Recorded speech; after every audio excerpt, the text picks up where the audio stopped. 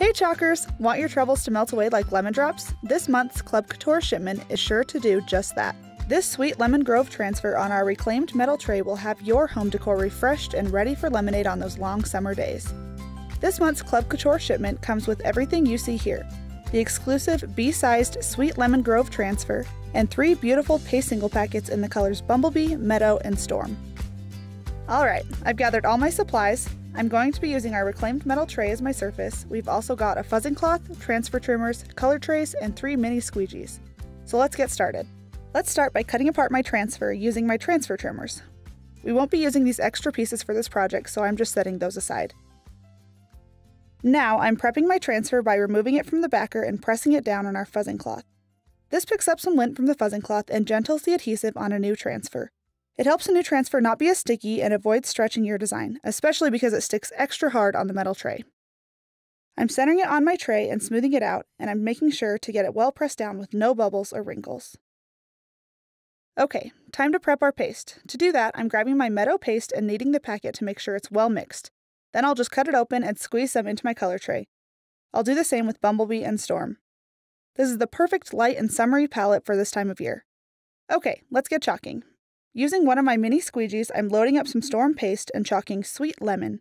For this project, I will be doing all the text in Storm and the rest of the details in Bumblebee and Meadow. Now using a clean squeegee, I'm picking up some of the Bumblebee paste for that darling lemon.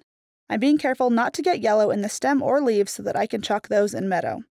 And I'm making sure to have a nice clean application with no clumps of excess paste left on the screen. Let's use Meadow to chalk the stem and the lines above Grove as well.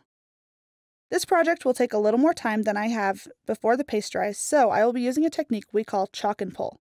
To do this, I'm working in sections from the top of my transfer to the bottom, peeling as I go, but I'm only peeling the top part of the transfer that I've already chalked.